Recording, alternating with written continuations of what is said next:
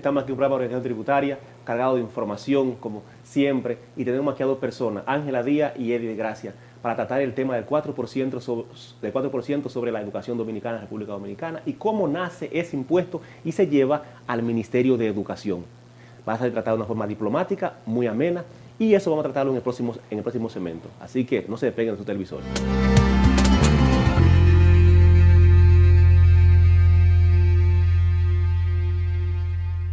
Somos RMM Consulting Group, la firma de auditores impositivos y consultores empresariales que tú necesitas. Ofrecemos servicios de auditoría contable, consultoría administrativa, contabilidad y negocios, tributación y derecho corporativo. Llámanos al 809-898-6805, escríbenos al correo rmmconsultinggroup@gmail.com o visita nuestra página web www.rmmconsultinggroup.com.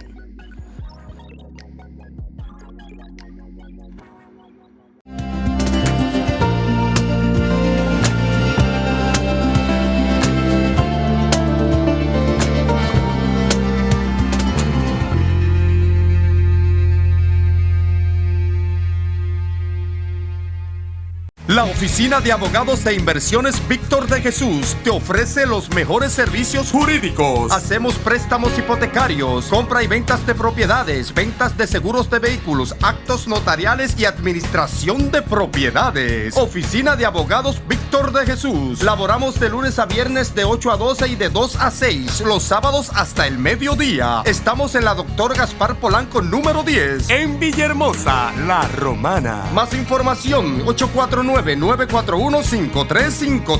Oficina de Abogados e Inversiones Víctor de Jesús. La que resuelve.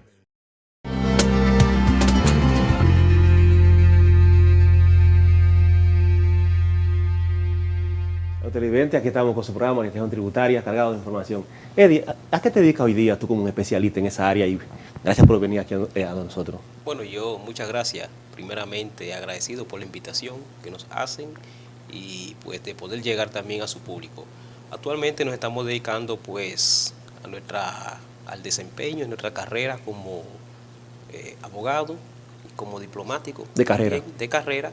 Y pues también al ejercicio público a través de partidos políticos y hacer una vida pues política, de manera que en eso transcurre el día a día. Qué bueno. Ángela, y hoy día tú que siempre estás fajada, afanada, tienes siempre encima del escritorio algo que hacer y siempre una persona que está inquieta donde quiera trabajando, ¿qué estás haciendo hoy día? Nos dedicamos a la parte de asesoría impositiva. Llevamos ya años haciendo esto y gracias por hacernos la invitación. Claro que sí. Hay una cosa, Ángela, que siempre, eso yo lo he visto o sea, muchas cosas, que tú como técnica siempre tienes algo que hacer y siempre estás trabajando eso. Y eso me gusta mucho porque eso a la persona da mucho de qué hacer. Asesora de forma particular y privada, que eso es muy bueno y también tiene mucha carpeta.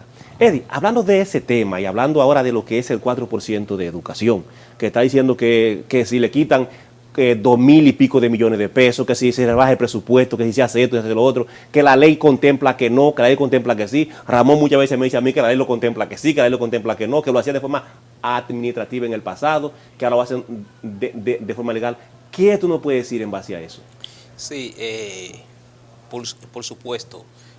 La ley es clara en determinar que esas partidas presupuestarias que ya son asignadas a una dependencia pública pues no se pueden pues transferir pues a otra institución. Pero el tema no es solamente 2,000 millones de pesos, sino que esta vez están hablando de 4,600 millones de pesos transferirlo, y lo más delicado es que se pretende utilizar en un renglón que no se considera necesario, por ejemplo, por el tema de publicidad presidencial al servicio de algún proyecto reeleccionista. Entonces, sin embargo, hoy nos hemos dado cuenta también que desde el primer momento que se ha venido utilizando ese presupuesto o que se aplicó en el 2013 al día de hoy, bueno, ya año tras año, pues también se ha mutilado de alguna forma ese proyecto o ese presupuesto, lo que ha significado prácticamente unos 19,000 millones de pesos que se han dado.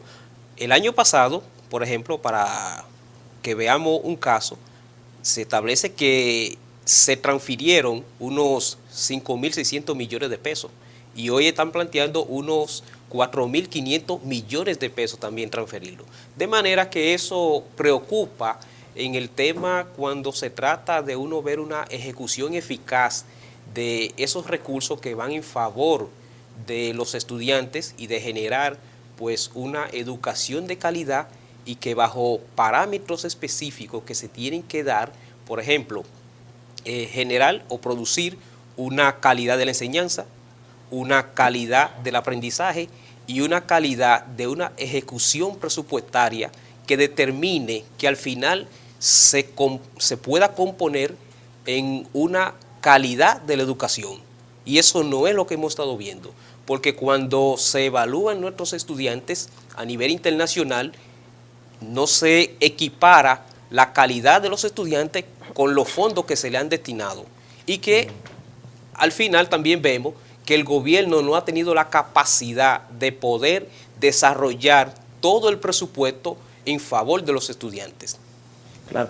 Viéndolo desde esa óptica, sí, y tú sabes que queda un presupuesto siempre, y eso lo hablamos aquí con Ángela, aquí, fuera de cámara. Y ese presupuesto que queda siempre fuera de eso, como Ramón también lo ha dicho. Decían que de forma administrativa se lo llevaban, pero se supone que eso no se puede llevar así de forma administrativa. Y se dice que de forma también legal, mandándolo allá al Congreso para su aprobación, también se lo pueden llevar ellos. Y hoy en día vemos la ambivalencia, si lo dejan, si lo quito, si no lo quito. ¿Es legal que educación pueda transferir fondos a otra institución? Es que la ley es precisa, la Constitución. O sea, no es legal.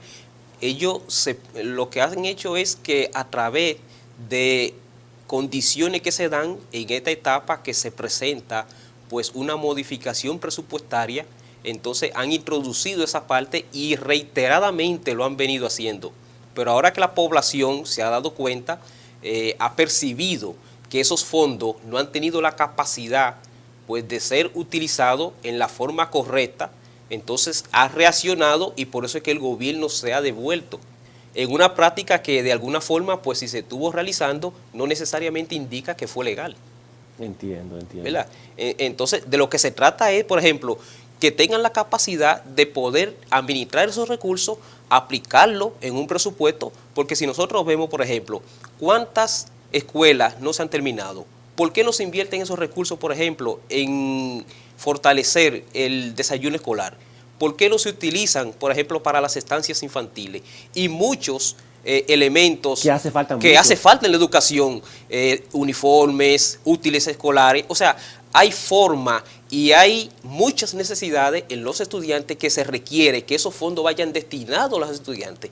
Pero cuando hay un propósito de fortalecer otro renglón del Estado y que se presume o se nota una incapacidad para poder generar una ejecución presupuestaria de calidad, eso pues llama la atención. Claro. Ángela, y como tú acababas de especificar fuera de cámara, contablemente eso no se puede hacer. No, estaríamos incurriendo en una violación a las leyes. Claro. Y además de que, como decía acá el señor de Gracia, de alguna manera nosotros nos dejamos llevar por la euforia del 4%, sí, pero no planificamos cómo íbamos a gastar ese 4%. En esa planificación, Ángela, ¿cómo usted lo puede decir que mal o bien? Bueno, la planificación no estuvo para nada bien, sin embargo, no podemos expropiar de las partidas presupuestarias que así lo contempla la ley y que luego de 22 años de aprobada la Ley 66 sobre educación es que entra en vigencia. Fue una conquista del pueblo, el pueblo así lo percibe y por eso de alguna manera los políticos también se montaron en la ola de ese 4%. Lo que bien debemos hacer es aumentar esa calidad del gasto, planificarlo, qué debemos hacer para que nuestros resultados varíen a corto plazo. No es posible que podamos ver los resultados del 4%. Porque conlleva esto infraestructura, inversiones en infraestructura, capacitación del personal humano. Recuerden que da lástima decir, pero la mayoría de los maestros no estaban a la altura del siglo en el que Claro. estamos viviendo y el nivel educativo. Ni preparado tampoco. Ni estaban preparados. Entonces, creo que de alguna manera, cuando vemos los números de la presión que ejerce eso sobre los tributos, nos están induciendo a una reforma fiscal. Claro. De alguna manera nos están diciendo... Es una reforma, Ángela, porque estamos cayendo a modificar una ley que viene exactamente del presupuesto nacional y es de las recaudaciones, tienes razón. Cuando entró en vigencia la ley del 4%, andaba la presión tributaria por un 25%, o sea, que en la medida que nos hemos ido endeudando, esa presión ha ido aumentando y cada vez tenemos que buscar más para poder invertir en el recurso de educación. Pero digo invertir, no gastar, porque es algo que va a favor del país y nos va a ayudar a alcanzar los objetivos y a desarrollarnos como nación. Y si bien es cierto, el gobierno en este momento tiene alguna presión, que por eso pretende transferir de cuenta a cuenta, de una cuenta a otra, me parece que deberían de tomar en cuenta los aumentos que se han realizado, o sea, la inversión del gasto. No es solamente, no es malo gastar, es cómo lo gasto, ¿Y dónde la eficiencia y la eficacia. Claro. Entonces, me parece que está muy mal que pretendan invertir, transferir los fondos para pura publicidad, cuando en realidad, cuando usted hace un trabajo, usted no tiene que salir a decirlo porque todos los vemos y están las redes sociales sin tener que recurrir a invertir. Desde que decimos algo, hay muchas cosas, muchas muestras de cosas que pasan y llegan de boca en boca sin nosotros tener que pagarle a nadie. Entonces, igual el gobierno debería, siempre he dicho, de recurrir a la menor cantidad en la publicidad, la menor inversión, perdón, en publicidad, y sí seguir por el buen camino de la inversión en el 4% en educación, porque dentro de unos años esos frutos se verán y vamos a terminar esas escuelas. Por ejemplo, donde vivo, la primera escuela que se construyó con el tema del 4%, Danilo Medina, esa escuela duró 3 años para que se hiciera, ya está inaugurada. ¿Qué pasa? ¿Por qué no entra en función esa escuela? Y así como esa, tenemos muchas escuelas que están en un 70%, en un 95%, mientras las filas se van incrementando a la hora de los padres buscar cupo para la inscripción. O sea, es lamentable que en un momento como este, cuando vemos las filas y las personas pidiéndole al ministro vía Twitter directamente que por favor le haga un cupo para que sus hijos puedan ir a la escuela pública, entonces el gobierno viene y la respuesta que nos da es una reducción al presupuesto destinado a educación. Exactamente. Ramón, una preguntita. Tú que más o menos manejas esto de forma política y aquí con los invitados, tú que eres un político. Político no. No, licenciado en política. No, Ramón. yo soy politólogo. Politólogo. Precisamente el amigo televidente, cuando escucha político, piensa en la política partidaria. Sí. Y en la formación académica y ciencias políticas, lo que menos se hace es trabajar lo que tiene un partido político. Eso es como un 10% de la formación. Entonces, vamos a verlo desde el punto de vista del cientista social, no del político, porque se puede malinterpretar allá. Ya. Pero mira, Ángela y Eddie lo han especificado exactamente. Si eso viene de las recaudaciones, eso no se puede tocar. Ahora bien, como que en la parte social, tú que manejas estos temas, ¿cómo afectaría eso a la nación? Evidentemente que si es una pregunta mía. Si se toca, se está impactando un punto neurálgico del desarrollo social, porque en todo país hay que invertir en educación y salud, las inversiones básicas, ¿verdad? Entonces, la educación es vital para el desarrollo de un país, porque si un país se queda anquilosado, se queda atrasado, no se puede desarrollar. Entonces, es un golpe mortal que se está dando a la nación dominicana al utilizar subterfugios, porque son subterfugios los que se están utilizando para desviar fondos destinados a la educación nacional. Mira, hay una cosa importante, y yo la voy a decir aquí para que Víctor, Ángela y tú me aclaren esto. Aquí somos apartidistas, aquí somos técnicos, estamos hablando de forma técnica, aunque usemos algunos nombres, algunos partidos, alguna cosa. Cuando yo era niño, una vez recuerdo que Peña Gómez viajó por lo que era Asia y dijo, en Asia se come bueno, se come mucho, se come esto. Y Balaguer le dijo, no por mucho comer, se está bien alimentado. Esa frase, Ángela Víctor y Ramón, vamos a llevarla a este parámetro. Claro, a uno lo llaman negroide, porque uno dice la verdad. En Haití la educación es así para un grupo nada más. Y se abre en alguna parte para muchos. Pero la educación es sumamente de calidad. E incluso allá de 6 a 9, los vehículos, no, creo que de 6 a 8 o 7 y media, los vehículos no circulan para que los estudiantes puedan ir a la escuela. Antes de existir ese genocidio, o sea, mataran el presidente. Era algo bien cosa. Pero un estudiante haitiano sale con 3 idiomas. Te maneja 3 idiomas, te maneja muchísimas herramientas. 4 idiomas. 4. Te maneja muchos idiomas que un dominicano no te lo maneja, porque aquí estamos siempre pegados con el español. Ya eso no tiene ningún tipo de... Como decía Ángela, y lo especificaba claramente, aquí se peleó por el 4%. Leonel Fernández respetó eso siempre. Danilo fue que le cayó esa gracia a él. Y es un dineral que no tiene, que usted no tiene. A este presidente le ha caído eso también. Eso sigue ahí. Ahora bien, el contribuyente paga para eso. Y ahora el de presupuesto dice que no, que eso lo hacían de forma administrativa, que se lo pasaban 1 hora, que ahora ellos quieren legalizar eso. Y nosotros decimos que no, y quieren darle para atrás. Es una educación de calidad cuando decimos que está alquilando escuelas para niños, que no hay. No hay estancia, no hay nada de eso, como Ángela lo decía detalladísimo. Víctor, tú como diplomático, ¿en qué tú encajas esto? Mire, por supuesto. Usted menciona a Leonel Fernández y otros presidentes, y eso lo que me hace señalar de inmediato es que precisamente el doctor Leonel Fernández hoy tiene la razón, y hay que reconocerle que en su momento lo primero es destacar que el padre del 4% para la educación es Leonel Fernández. Sí, porque fue en su gobierno se aprobó y le cayó a Danilo. En el 97. Y le cayó a Danilo. En 1997 que se aprueba una iniciativa de su gobierno, de esos grandes aportes y ese gran desarrollo para la educación que él promovió. Bueno, pero sí también él explicaba de una forma correcta que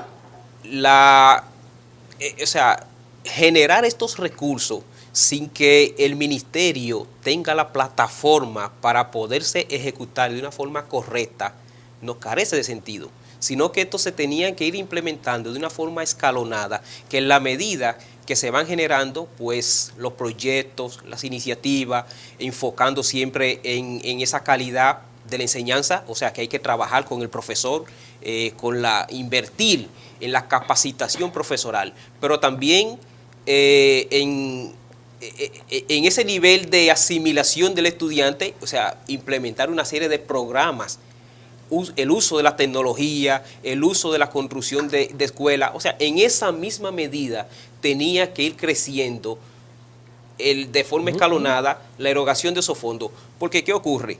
Cuando en el 2013 se decide aplicarlo, se sube automáticamente de 58.000 millones de pesos a 99.600 millones de pesos, casi 100.000 millones de pesos. Y al día de hoy andamos ya en un presupuesto de unos 231.000 millones de pesos. ¿Qué ocurre? Que como durante todos esos años no se desarrolló toda una plataforma escalonada para una ejecución presupuestaria de calidad, eso entonces hace que los políticos y específicamente el gobierno de turno se vea en una condición que no tiene un plan para poder ejecutar esos recursos. Entonces cuando trata de destinar esos fondos a otro renglón, y peor, que posteriormente una pandemia, lo que quiere alegar y lo que quiere justificar es que incluso se van a utilizar en medios publicitarios de carácter gubernamental. ¿Qué necesidad tiene eso para la población al día de hoy? Nada. Porque ni siquiera se dice que lo van a transferir para otro renglón, por ejemplo, de ayudas sociales. Entonces, la población empoderada que tiene la información ha provocado de alguna forma que el gobierno, después que lo anunció de forma oficial, dice que no, que fue como un relajo, que no se entendió. No, fue que la población se impuso y le dijo que no a una práctica que ya reiteradamente venía haciendo y que significó darle la razón a Leonel Fernández durante todos estos años. Porque ¿qué es lo que significa? Y vuelvo y lo repito, 19.000 millones de pesos desde que se están dando esos fondos que no han sido utilizados por los estudiantes y que no han tenido un impacto en la calidad de la educación. Pero hay una cosa muy importante. Víctor y Ángela, según lo que he podido ver, las escuelas aquí ninguna se pagaron. Los solares se pagan a media en su gran mayoría. No sé cuantificado en qué monto, pero por ahí hay solares que no se han pagado todavía. Terrenos que no se han pagado todavía, incluyendo uno que le vendieron unos clientes míos. Por ahí hay escuelas que están paralizadas. Y en vez de coger ese dinero y transferirlo, ¿por qué no se terminan esas escuelas? ¿O por qué no se le paga a esos ingenieros? Porque todito ya era con una línea de crédito del Banco de Reserva. Y esos ingenieros están toditos en bancarrota. Santiago, es más compleja la situación. Es más compleja. Porque no solamente no se terminaron las escuelas, hubo un endeudamiento enorme De los ingenieros. ¿verdad? Y están las demandas que llueven. Pero aquí dos grandes cadenas de ferretería se fueron a pique. Claro. Se fueron a pique, las dos más grandes se fueron a pique. Educación se llevó. Eso se puede decir, Ferretería Popular y Ferretería, ¿cómo que? Donde está 360, ¿cómo que le llaman? La americana. Americana y Popular se fueron a pique, y H se fueron a pique toditas.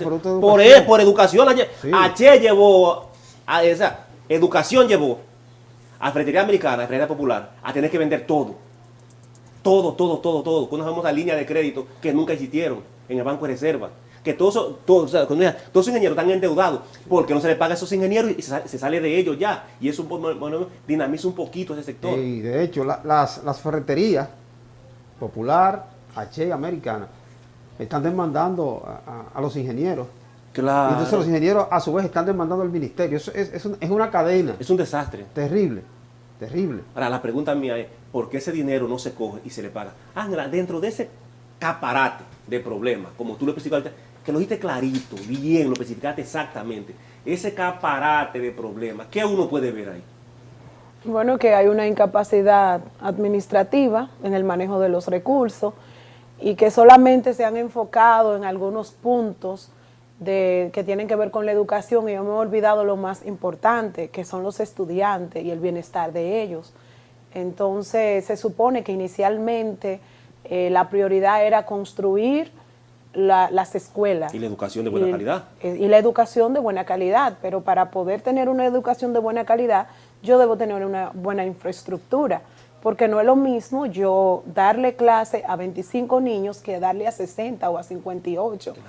Entonces, me parece que dentro de las prioridades que debe tener el Ministerio de Educación, debe centrarse en concluir con eso, en los libros de texto que llevamos tiempo esperando esto y además en mejorar la calidad. No solamente vamos a mejorar la calidad de los maestros de la vida que ganan poco, dicho sea de paso, con relación al trabajo que realizan, pero no hemos concentrado solamente en ese punto y no en lo esencial, que son los estudiantes. A mí me parece como el momento adecuado y propicio, y más que hay un nuevo ministro que viene con mucha experiencia en la parte privada y que lo ha hecho bien desde el punto de vista desde fuera, me parece el momento adecuado, idóneo, para que conformen a manera de una comisión. Siempre se habla de comisiones, pero son todas inorgánicas, pero necesitamos de veras que se planifique, porque sin planificación no puede haber una buena ejecución presupuestaria. Y la misma ley establece que cuando yo hago una apropiación, presupuesto algo, yo no puedo transferirlo. Si es un activo, de acuerdo a la ley de contabilidad, yo no puedo transferir lo que se va a destinar para un activo para otra, salvo que haya una catástrofe, un asunto de fuerza mayor, como pasó en medio de la pandemia, y aún así nosotros tenemos una deuda. Si mal estábamos cuando en los números con relación a la prueba de PISA, imagínese ahora, según el último dato que vi, estábamos en el lugar 328 en el 2015, imagínese ahora cómo estamos después de esta pandemia, donde hemos retrocedido y donde los jóvenes han quedado prácticamente desprotegidos, donde nadie sabía qué era lo que había que hacer. Los primeros desorientados eran hasta los mismos profesores. Entonces necesitamos que de verdad se comience a implementar ese 4% que tanto le costó al pueblo porque si bien es cierto, una iniciativa dentro de los objetivos del milenio, que lo estableció el doctor Leonel Fernández Reina, no menos cierto es que aquí hubo que empoderarse para que eso se pudiera ejecutar y que se firmó un pacto donde todos los candidatos de ese año fueron a la Universidad Católica y se comprometían que en caso de ganar iban a ejecutar el 4%. Pero ahora tenemos el 4%. ¿Qué hacemos con eso? Vamos a empoderarnos, así como nos hemos sumado a la lista de que no nos quiten la apropiación presupuestaria, también vamos a sumarnos para exigir que hayan planes, porque tenemos muy buenos técnicos, tenemos personas sumamente preparadas, pero nos falta que comiencen el hacer. No solamente el decir, vamos a hacerlo, vamos a planificar y vamos a darle una educación de calidad, porque nuestra nación así se lo merece. Eddie, tú como una persona que ha trabajado ciertos asuntos de Estado, ¿tú crees que ese dinero no es muy morboso para un ministro cuando llega ahí? Porque es el más alto que tiene la nación, hasta ahora mismo. Y ese es un dinero que está destinado al ministro de Educación. Es decir, que lo gasta, él lo presupuesta, lo planifica y lo gasta. Para él hacer otra cosa que no son los propios dichos en educación, porque supone que con ese dinero las escuelas, todas y cada una deberían estar pagas. ¿Estamos de acuerdo? Los profesores deben tener una educación de calidad. Es más, al día de hoy nosotros de nuestros hijos no tuviéramos ninguna preocupación, sino que la educación se supiera hasta de 8 de la mañana hasta las 5 de la tarde, o hasta donde ellos quisieran llevarlo. Pero hoy en día hay una preocupación tremenda, porque date cuenta, hoy en día tienen que estar rentando pasillo de edificio para dar clases. ¿Qué tú puedes decir con ese presupuesto morboso que están manejando hoy día? Mire, más allá del monto, que es muy alto, hoy se está hablando de 231 mil millones de pesos. Eso es mucho dinero. Eso es mucho dinero. Para este país de isla. Y ver que una ley, como se determinó en aquel momento, que determina un 16, por ciento del gasto público o un 4% del Producto Interno Bruto. Siempre escogerse el que sea más alto, porque hay que privilegiar pues la calidad de la educación.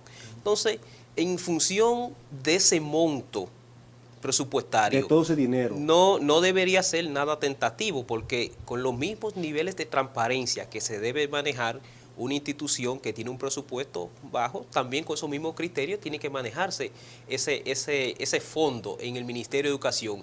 Lo que tiene ese ministro cuando llega es que tener un plan, que tener un proyecto, que se ejecuten conforme a la calidad de la enseñanza, a la calidad del aprendizaje y a la calidad eficiente de la ejecución presupuestaria, a los fines que determine calidad en la educación, como toda una sombrilla, y que se pueda pues proveer ese nivel de eficiencia en nuestros estudiantes. De manera que el ministro lo que tiene que ser es eficiente. Pero una pregunta, y ustedes me corrigen a mí, pero que a Ángela o a ti te pueden elegir ahora mismo, usted no sabe nada de eso, usted llega allá sin planificación, entonces en una mesa, a ver qué van a hacer. Ahora, cuando yo digo, Víctor, mire, vaya preparándose que usted va a ir para educación. Yo soy otra cosa, tú sacas tu equipo y tú vas a planificar, pero imagínate tú, por ejemplo, el que estaba ahí, se supone que el primer hombre puede Abinader dentro de ese partido, porque Hipólito es una cháchara por allá tirado a un lado. Eso no hay que decirlo, claro que sí, ese partido, eso, aquí somos técnicos. Ese negocio de Abinader, porque Hipólito no habla por ese negocio. Para nosotros, hasta el día que ganó el PRD, ese negocio era de Hipólito. Pero ese negocio, se ve que es un negocio de Abinader. Ok, su negocio que él tiene ahí, porque así son las cosas, el partido es un negocio, el negocio que tiene ahí. Ahora bien, tú sabes que a ti no te dicen nada, a ti te nombran ahí. Y cuando te llevan ahí a ese negocio, ¿qué tú vas a hacer en ese negocio? Sí. Tú vas a poner, Víctor, ministro de Educación, tú vas sin nada para allá, a sentarte en la silla de él ahí. Otro elemento a tomar en cuenta es lo siguiente. Muchas veces no se nombra una persona cualificada, un técnico, ¿verdad? Es un político el que va al puesto. Entonces, cuando se le entrega un presupuesto morboso a un político, se están aperturando posibilidades de ciertas indelicadezas. Pues hay determinado peligro. A eso que voy, Ramón, con la morbosidad y lo que decía Ángela, o sea, lo que decía Eddie, que decía que se debía administrar con una planificación. Ángela quería planificarse. Pues yo digo, la morbosidad es del dinero que me cae a mí sin yo tener conocimiento de lo que tengo aquí.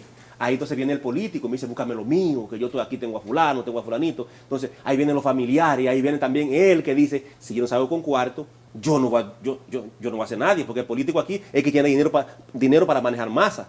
El que salió de un ministerio con una mano atrás y otra adelante no puede manejar masa. Ahora, retomando, yo lo que decía, el que estaba ahí hasta hace días era un hombre, el segundo en ese partido. Y se lo llevaron, nadie pensaba que se iba a ir de ahí. Y lo movieron de ahí como tenían que moverlo.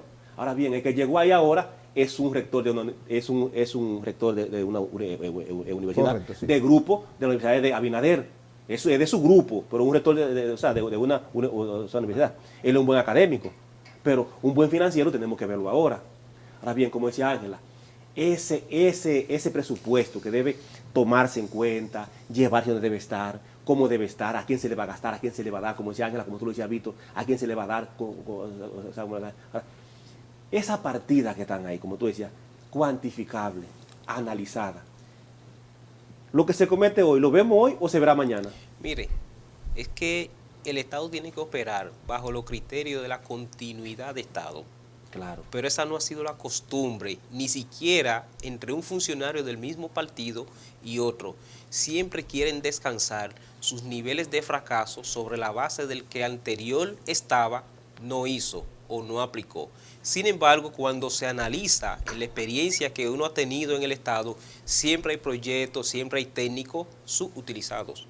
Entonces, como vienen quizá, no es porque no existen una realidad y una necesidad en el ministerio para gastar esos recursos, es porque vienen con una agenda colateral, con el propósito de generar a algunos amigos, algunos allegados, negocios, y es ahí donde se vulnera ese presupuesto y la calidad en la ejecución. De manera que el hecho de que una persona lo sorprendan en un momento determinado con una designación como ministro no es tampoco un eximente de poder decir que no ejecutó ese presupuesto con los debidos criterios de eficiencia, toda vez que en ese ministerio, para aprobar ese presupuesto, también se presentó un proyecto de ejecución y de plan para ese presupuesto. Claro, Víctor. Eso que tú dices, yo siempre he discutido eso. Si no se tiene eso, no se puede hacer nada de eso. ¿Y por qué? Porque, por ejemplo, pero también, Víctor, tenemos que ver el técnico que ve el área. Porque yo siempre he confiado en el técnico que ve el área. Por ejemplo, y ustedes me corrigen a mí, ¿qué Bauta fue, qué busca Bauta en medio ambiente? Pero ¿qué busca ese economista en medio ambiente si no sabe lo que tiene ahí? Entonces, tú me corriges a mí, porque yo me equivoco mucho, ustedes me corrigen a mí. ¿Qué pasaría en educación, Ángela, si se lleva un técnico que no se ha calificado? Bueno, es que el hacer de un maestro, el hacer de un técnico de educación es algo complicado. Las personas requieren, además de haber estudiado, calificarse, deben recibir entrenamiento. Y a eso se debe que debe de haber una planificación integral, debe de haber una estrategia de desarrollo de esa planificación. Y independientemente de la persona que venga, de la cara que esté, debe de ejecutarse y deben de existir los mecanismos para velar que eso se cumpla. Se supone que hay un POA en cada institución que cuando envían al Congreso educación diciendo que necesita una partida equivalente a esto, ya debe de tener destinado a cada renglón donde va a gastar esos recursos. Además de que tenemos las leyes que anteriormente se manejaban de manera discrecional. Eso no es posible porque nosotros tenemos leyes que se deben cumplir y que se cumplen y que para eso están siendo fiscalizados, no solamente por la Cámara de Cuentas, sino por la Contraloría General. Y en cada lugar hay una unidad de análisis que debe verificar que todos los pagos, que todo lo que se hace, debe cumplir con eso. Pero eso que tú dices, Ángela, se ve, anteriormente, tú lo sabes, Eddie, el presupuesto era así, era un libro así. Ahora el presupuesto es una cosita así. Yo le preguntaba a una persona, ve acá, pero yo anteriormente cogía mi presupuesto y me sentaba en mi casa a leerlo. Tú sabes, Ramón, cuando estaba uno allá pasillando en la universidad, uno sentaba y uno decía, mira cuánto cogieron para material gastable, pero mira cuánto tiene aquí esta institución, pero mira esto que tiene institución, pero mira esto que tiene institución aquí. No, ahora un conjunto, ahora una cosita, el presupuesto nacional es una cosita así, y era un libro anteriormente así. Lo que tú dices, Ángela, que cada partida lleva su BOA y dice para qué se va a gastar, para dónde va, para esto y esto. Yo le he preguntado, no, es que ellos no lo hacen así, es para cuando ellos jalan, que no le contradigan allá en el Senado para qué fue que lo cogieron, sino ellos sí lo hacen, pero se queda la institución con ellos allá. Entonces, cuando vas a jalar lo que dices, pero mira, aquí en material desgastable no está gastando mucho, porque la secretaría tiene, jálale de eso que están ahí. Pero aquí en personal no son tantos, jálale de eso que están ahí. Entonces, si tú vas a educación, no sabemos, Ángela, como tú dices, de qué partida que están jalando. Si están jalando de escuela, o un fondo especial que había ahí para los profesores, o de, por ejemplo, porque también hay otra cosa mucho más fuerte. Hay una institución que está dentro de ese ministerio, que es INAIPI, que es la que maneja la comida, tipo de cosas, y que son más fuertes que educación, me dicen a mí. Sí, lo que tiene. No, eso es bienestar estudiantil. Yo no sé, hay un un asunto ahí que es más fuerte que educación, que lo que es pagar comida y todo ese tipo de cosas. De que está ahí muchas veces domina al ministro. A propósito, esa institución, bienestar estudiantil, tiene una serie de demandas y unos problemas con proveedores. Pero de que ahí, pero eso es terrible. Víctor, de que eso maneja millones de pesos, me dicen a mí, que eso es fuertísimo. Entonces, cuando nosotros vimos el pleito entre lo que es la famosa ADP, que existía, ¿usted sabe? Sí, todavía tiene el nombre. ADP. Tiene las siglas. Y otra cosa, y más, otro grupo de vándalos que hay, como le llaman, ADP, asociación que son como 7 vándalos que no se ponen de acuerdo, y es pleito y pleito. Y de ese grupo de vándalos que están ahí, se pueden poner de acuerdo y decir, bueno, vamos a hacer un plan decenal, como cité anteriormente, así escalonado, así, pero hasta ahora mismo esa gente no se sabe a dónde están. Algún televidente, a un corte comercial y lo tenemos en breve.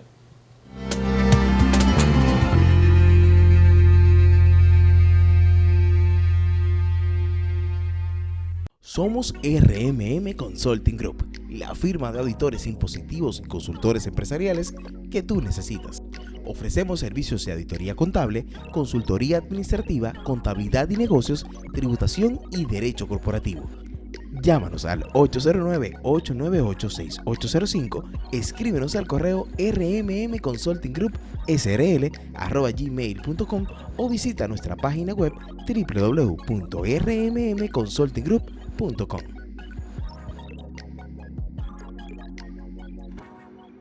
La oficina de abogados de inversiones Víctor de Jesús te ofrece los mejores servicios jurídicos. Hacemos préstamos hipotecarios, compra y ventas de propiedades, ventas de seguros de vehículos, actos notariales y administración de propiedades. Oficina de abogados Víctor de Jesús. Laboramos de lunes a viernes de 8 a 12 y de 2 a 6. Los sábados hasta el mediodía. Estamos en la Dr. Gaspar Polanco número 10, en Villahermosa, La Romana. Más información, 849-941-5353.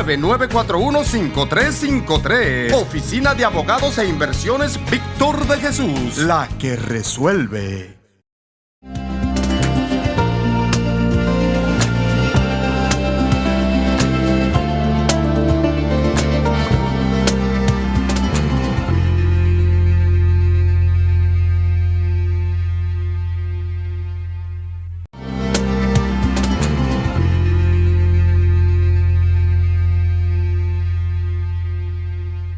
Estamos de vuelta con Organización Tributaria y aquí estamos hablando del grupo de asociaciones que existen en educación, que son vándalos, porque nunca se ponen de acuerdo, se llevan los cuartos y así no puede ser. Ese es mi dinero, ese es el dinero de todos nosotros. Esos grupos mantienen unas siglas ahí, las mantienen vivas para lograr beneficios pingües, porque eso es un gran negocio, la sindicalización. Pero una vez había uno que era de padre y alumno, así que llaman. Sí, todo eso existe.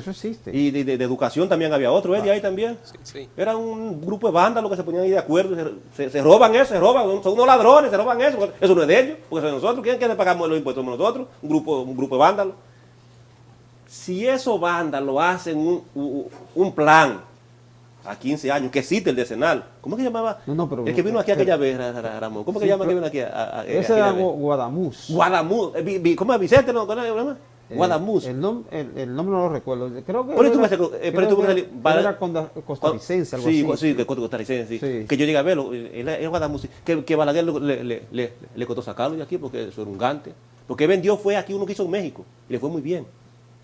Sí, porque resulta que aquí se venden muchas cosas y se tratan de copiar modelos y extrapolarlos, ¿verdad? ¿Y qué se hace aquí, Ramón? Aquí cuando nosotros tratamos de copiar esos modelos, casi siempre quedamos mal, porque es que los modelos no se portan. Cada país tiene su realidad y nosotros tenemos una realidad sui generis, entonces no podemos estar inventando. Pero aquí, aquí lo único que hace es el merengue, dice que el acordeón llegó aquí como contrabando, que eso era de México. No, y yo tengo algo por ahí que el merengue no es de aquí. Pues eso es de otro ya, lado. pues aquí quizás acá sabe lo que se hace Eso aquí. del otro lado. Pues entonces todo eso es robado aquí. Entonces, hablando de esos planes, Vito, si se hace un plan decenal, y Ángela, un plan que tenga que ver como usted aquí lo han especificado, que yo sea de paso, Balaguer tiene su plan decenal de educación y Leonel Fernández lo siguió el plan decenal de educación. Y hasta hace poco esos gritos no estaban. Esos gritos aquí no estaban. Abinader, que se calle su boca con su cosa, porque esos gritos aquí no estaban. Si lo hacían era calladito ahí. Esos gritos ahora, la pandemia, después que Putin lanzó una bomba en Ucrania, se fue pandemia. Y ustedes lo saben eso más que yo. Se fue pandemia. ¿Por qué tienen a mí que están diciendo que van a sacar mi cuarto de educación que yo pago con mi bolsillo? Que el presidente no da nada, porque todas sus empresas están fuera. ¿Cómo tú vas a decir a mí que tú vas con esos cuartos tú ahora a usarlo en otro asunto que yo no sepa para tu publicidad, para tú ganar? Porque para eso es para tú ganar. Fájate hombre a hombre con los otros partidos políticos para tú ganar. A llevárselo a unos fondos que se suponían que era para la presidencia. Y tienen ahí un carajo que cada rato lo que anda diciendo que no, que eso no se puede, que nadie entiende al accionado público de la presidencia, porque él dice, es lo que le mandan a decir. Ahora bien, visto de esa óptica, aquí somos apartistas y por eso nosotros hablamos así.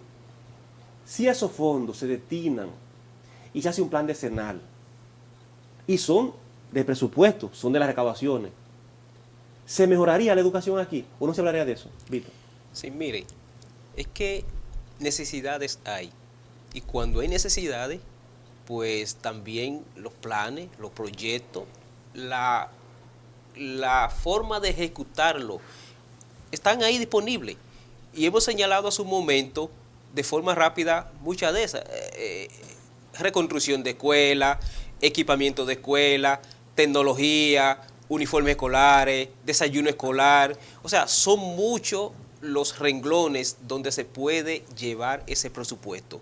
Solo es cuestión de que no tienen un plan para poderlo ejecutar. Y lo que determina la ausencia de calidad en la educación es la forma de cómo se ejecuta. Y como lo están ejecutando ese presupuesto, es lo que le determina el error.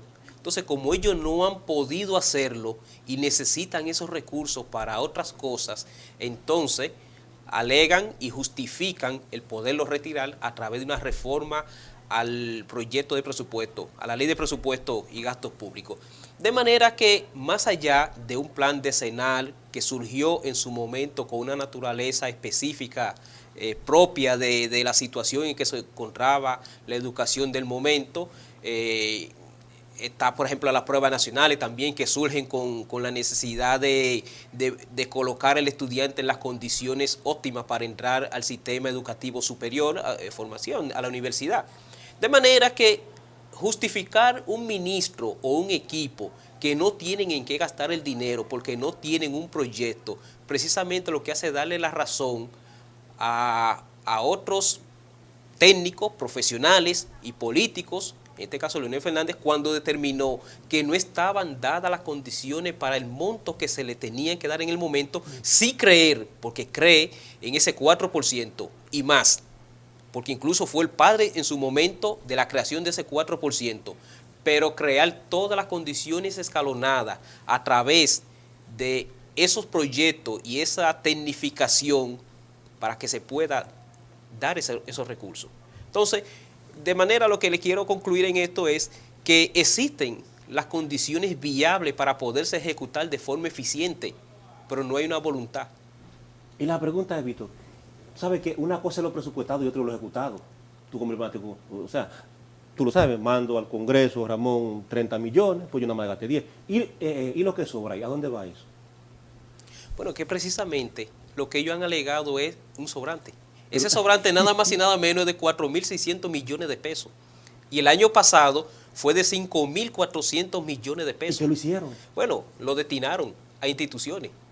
Porque el pueblo tiene que saber que no es la primera vez que ocurre, es que el año pasado lo utilizaron. ¿Pero en qué lo hicieron? Lo que pasa es que el año pasado se les perdonó porque aquí no había comunicación y era en pandemia.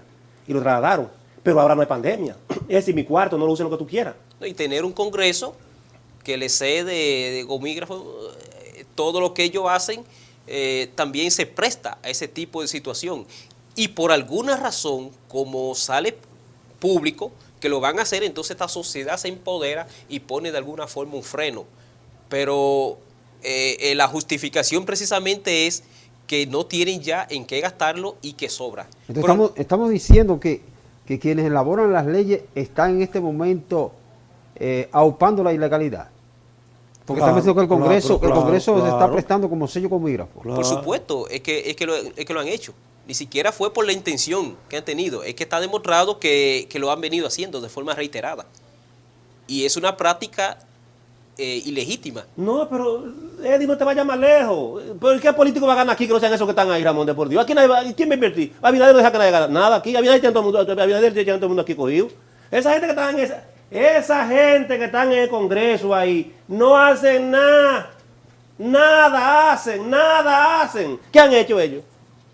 ¿Qué han hecho? La ley de dominio y se le va a aplicar que salga ahora. Porque a mí no puede aplicármela, ni así tampoco. ¿Qué tenemos nosotros? Nada. ¿Se la van a aplicar lo que salgan ahora? O sea, yo estoy equivocado. La única soga que ellos dejan fue esa soga, esas fueron las sogas que ellos dejaron para que la mar. Entonces, aquí hay que hablar claro, aquí no hay miedo a nadie, aquí no tenemos nadie que lo tenga que lo cuide. Entonces, en base a eso, como tú decías, Eddie, es que es un desiguomígrafo. Eso es, te firma ahí, tan, o cuánto. Ahora, nadie sabe cuánto es hasta que no se vayan, porque no va a saber quién era que cogía, cómo era que lo hacía, dónde era que lo guardaban, cómo era que hacían esto. Porque ahora mismo, tú dices eso, tiene problemas serios. Gravemente.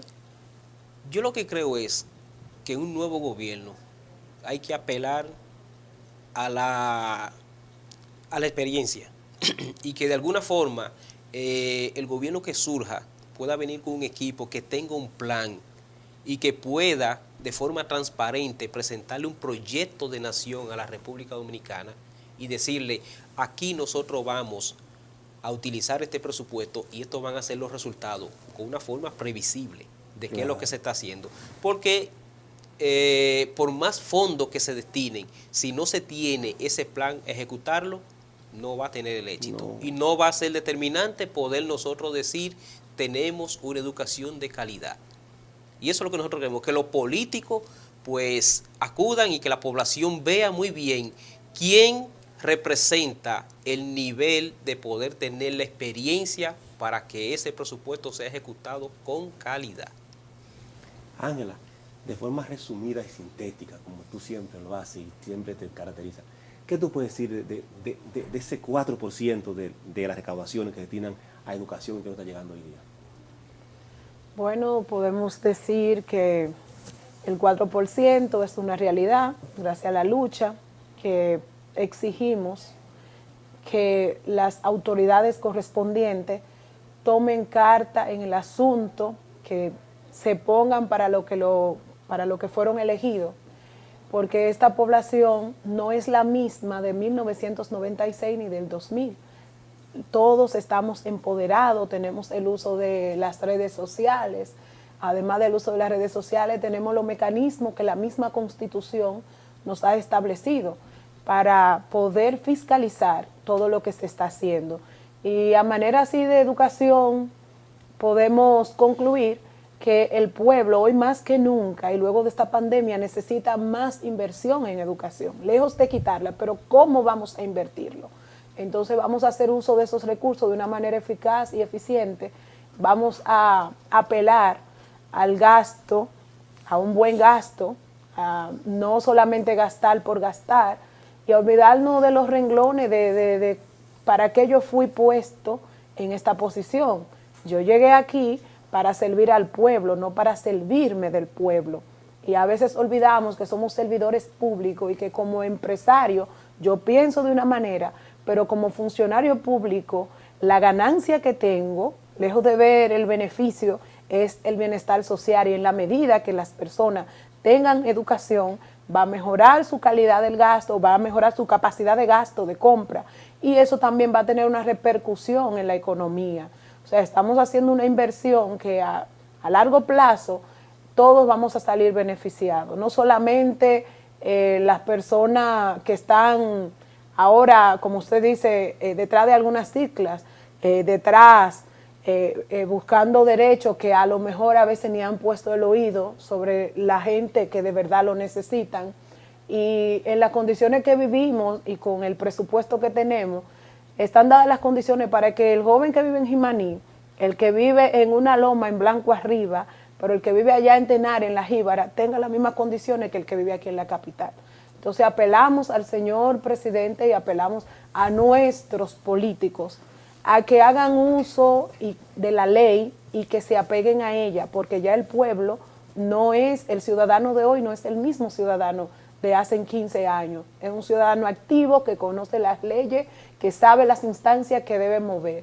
Y estamos vigilantes de lo que sucede en cada una de las instituciones del Estado, porque al final buscamos el bienestar colectivo y que las necesidades que habían pendientes sean satisfechas. Víctor, la televisión para lo técnico el tiempo es nada. Así que Ángela y Víctor le damos las gracias por estar con nosotros aquí. Siempre Ramón, coproductor y coordinador general, y Santiago García Jiménez están siempre a su disposición. Muchas gracias. Así es, televidentes, nosotros nos vamos a la parte final y pásenla todo bien en sus hogares. Así que Dios lo acompaña a todos. Muchas gracias.